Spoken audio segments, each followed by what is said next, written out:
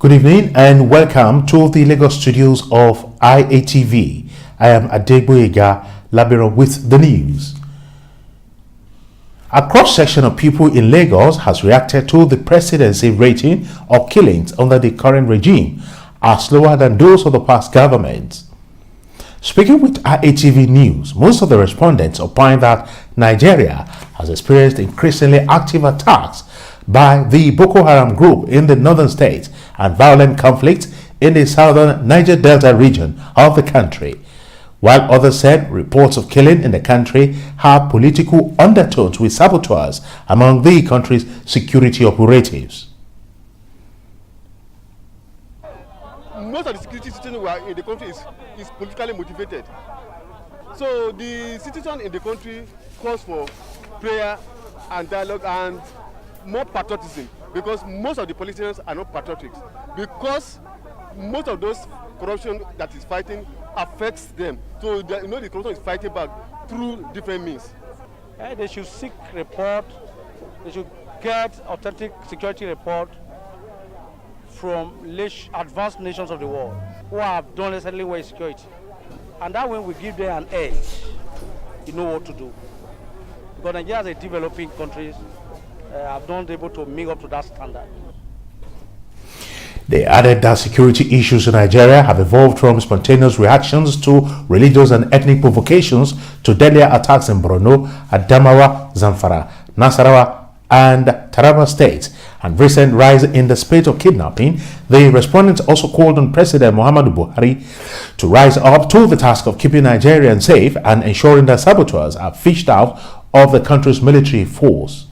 Previous government have done excellently well, but the present government, to me, they have not performed to their expectation. What they need to do is they have to work hard, put strategies in place of security, and more importantly, if they can create state police, I think that will help a lot.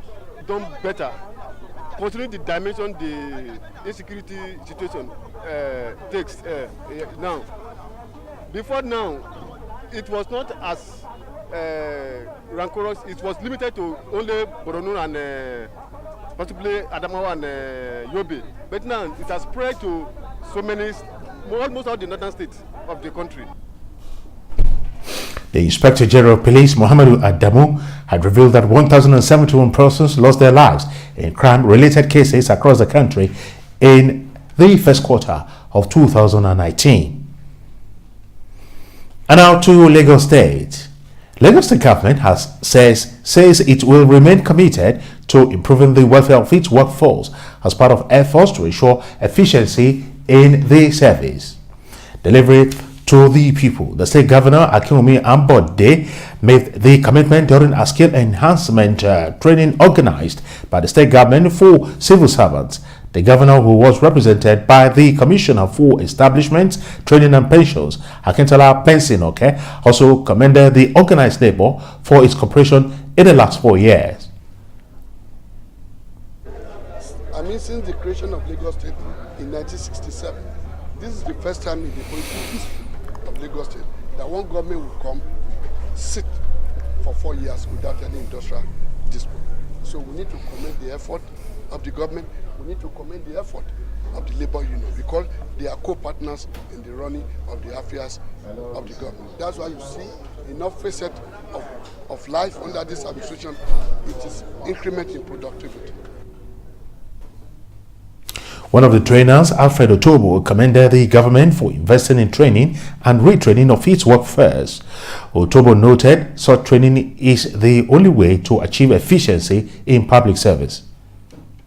Ever and whenever you have a well-trained bureaucrat and well-organized workers, it really doesn't matter who is commissioner, who is president, who is minister, because without them, without well-trained bureaucrats, nothing much gets done.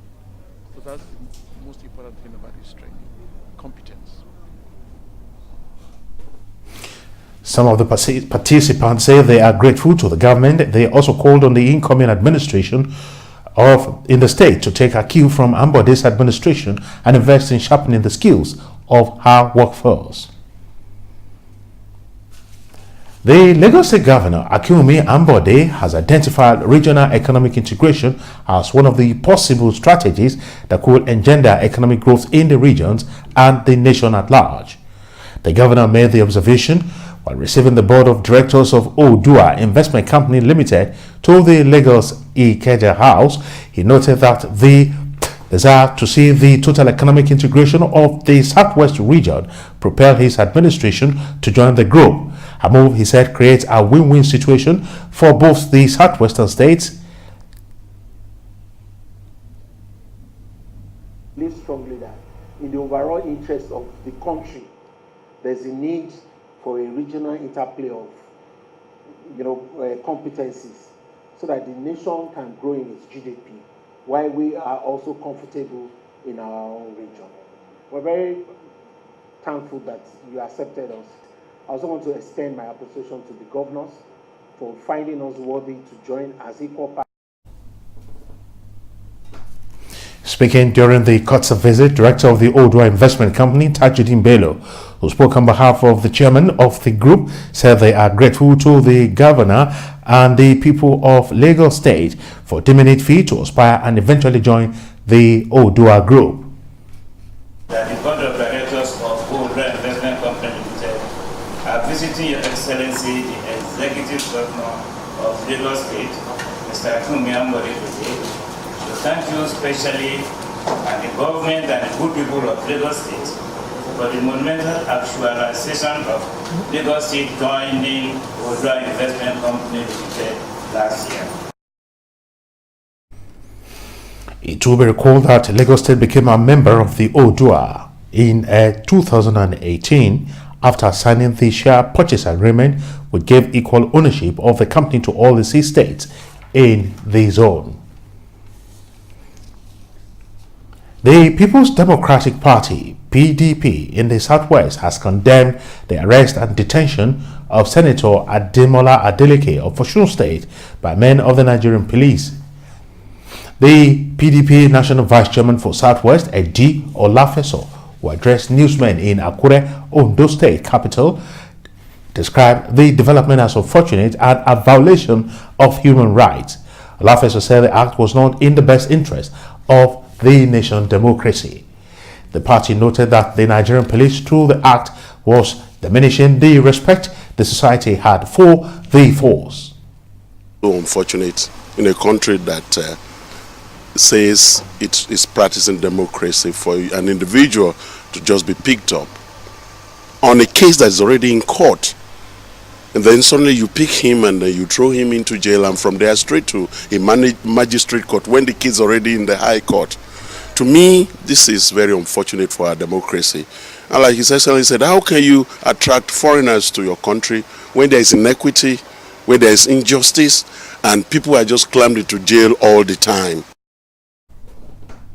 The party therefore demanded immediate and unconditional release of Senator Ademola Adeleke by the police. It has been 10 years since power supply to 4 local government areas of Ondo State, Southwest Nigeria, was unilaterally disconnected by the electricity distribution company. The inauguration of the 500 megawatts or Motosho power plant in 2013 by former President Goodluck Jonathan raised hope that the affected communities will be reconnected to the national grid, but till date they have continued to live in darkness. For the communities in Okichikupa, Odigbo, Irele, and Ilaje Eseodo, local government area of Ondo State, living without electricity is now their lot. This is despite having the privilege of hosting one of the country's major power generating plant, the 500 megawatts or Motosho power station. The Benin electricity distribution is not living up to its responsibility, and if they're not living up to their responsibilities, it's my responsibility to tell them to wake up. And if they don't want to wake up, then we wake them up through every legal means. BNDC has not been doing well. They are not doing fine. And we want to use this opportunity to call on federal government to either revoke the license, the operating license of BNDC, or to ensure they stop renewal of their license. About 90% of people in Ondo South Senatorial District lived in darkness, including Omotosho Town, the immediate host of the power plant. The disconnection of the 4 local government areas was done by the defunct Power Holding Company of Nigeria, PHCN, but the takeover by the Benin Electricity Distribution Company, BEDC, has not changed the narrative.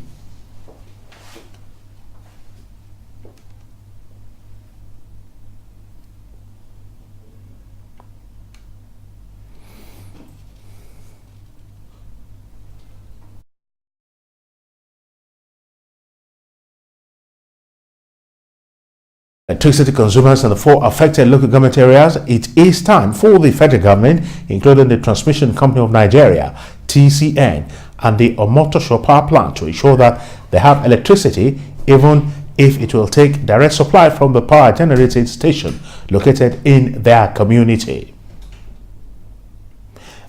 And now to some business stories. United States refineries have upped their imports of Iraqi, Nigerian, Brazilian, and Angolan crude oil, with many volumes double that of April levels.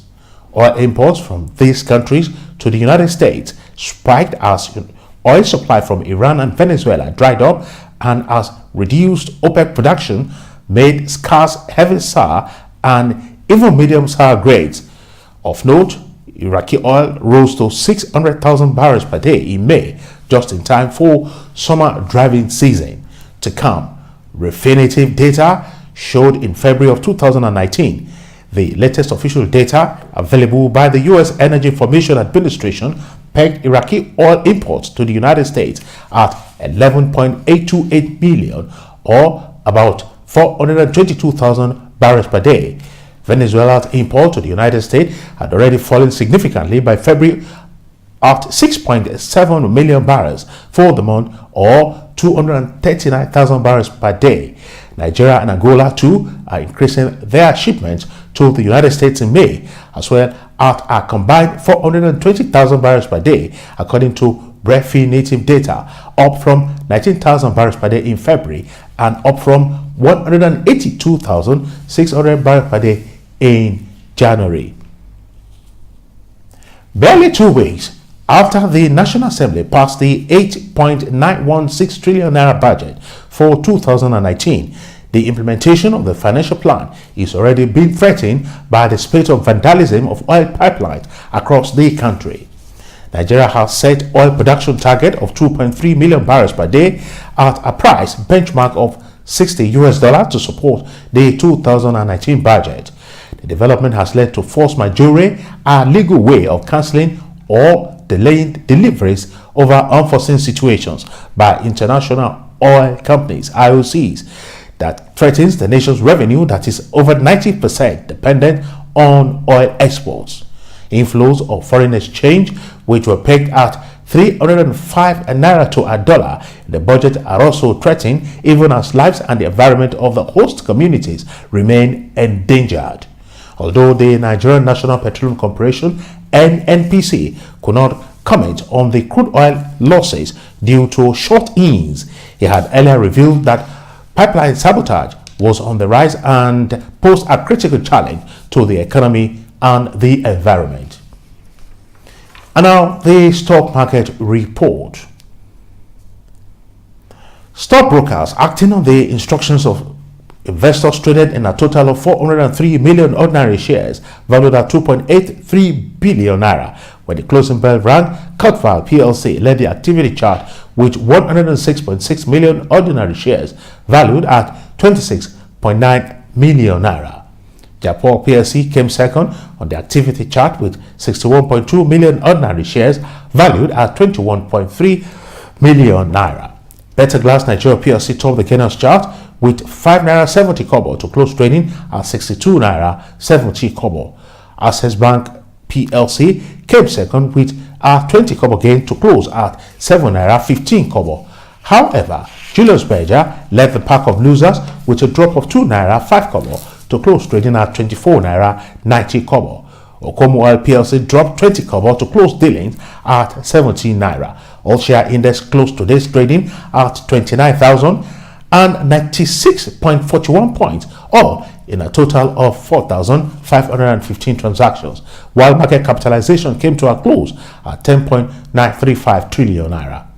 And with that, we come to the end of the news segment from the Lagos studios of ITV. I am Adegboyega Laveron, thanking you for finding time to join us. And now handing you over back to our studios in Ibadan for the next segment of the news. Good evening.